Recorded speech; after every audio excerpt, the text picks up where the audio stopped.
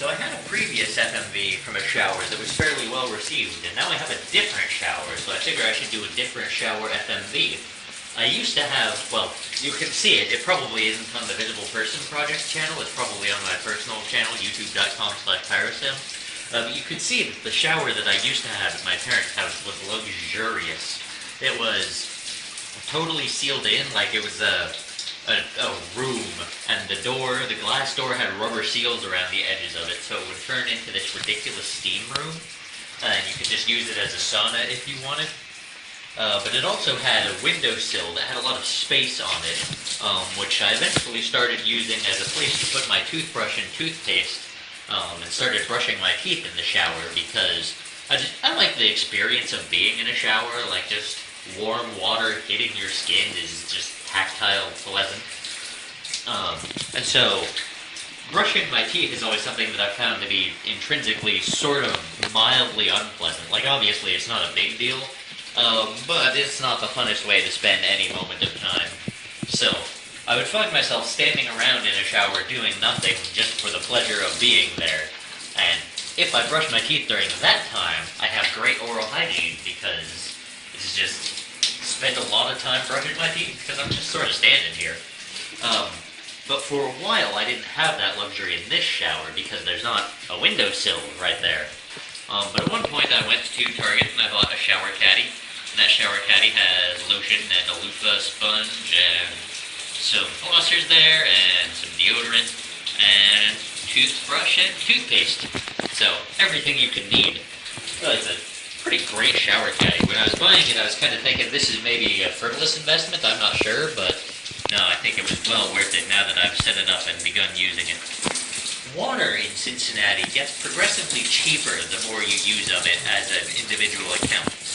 This is different for me because in Las Cruces, water got progressively more expensive as you used more of it at a particular location. I wonder if that has to do with the fact that there's some, like, mandate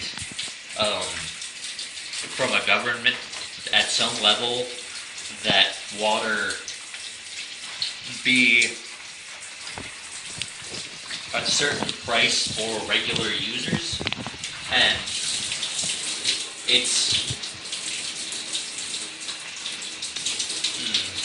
I'm not sure quite what I was going to go with that, but really, okay, one of the reasons that the price of water would not just be a flat marginal cost, plus, I mean, there is like a meter reading writer. You do pay a flat, non-marginal cost on a monthly basis for water. So, why does the price of water change with respect to how much you use? Shouldn't it be constant? If there was not that flat cost, and maybe that flat cost does not correspond to the real flat operating costs of the water infrastructure, but there is a cost associated with simply keeping track of your usage, and running a website that can bill you, and receiving mail and mailing out bills and stuff. And if you're doing huge bills, but only one meter has to be read, and only one account worth of mail has to be done, then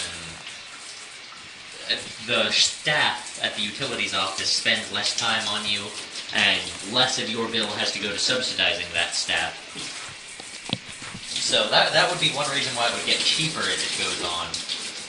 Why it would get more expensive as it goes on, the thing that comes to mind for me, and I'm not sure if this is correct or not, would be that water is just actually more expensive than people pay for it at the base level in Las Cruces. And to some degree, low-volume users are getting subsidized by the government. And that's probably a thing that's great, because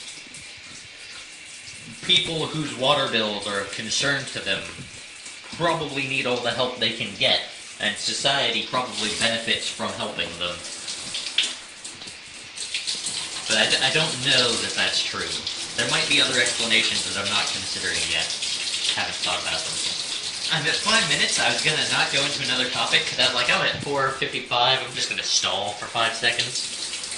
But actually, the M14 spoiler is out, and I'm excited about the LR cast for it.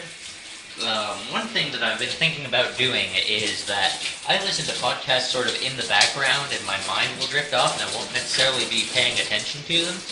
But listening to set spoiler reviews on LR cast doesn't fit well with that model because sometimes they'll say the name of a card, which I will not pay any attention to because it doesn't have the semantic payload to me.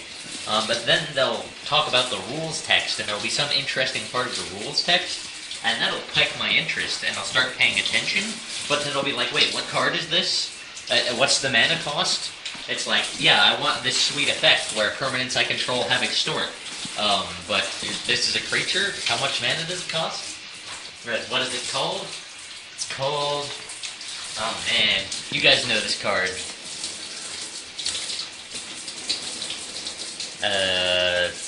Orzhov, obviously, it's black. I feel like it might be 4 double black.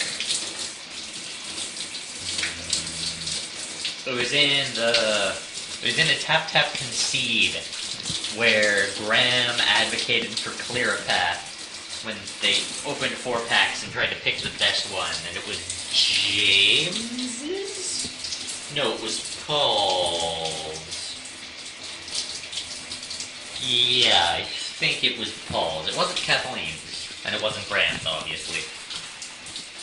But anyway, I want to put together a video associated with the LRcast set review that just has their podcast, but with the images of the cards in the background of the video, so that if my mind is drifting off, and they say a card that I'm interested in, I can pull out my phone and unlock the screen, and just the image of the card will be on my screen for me to look at, which will be great.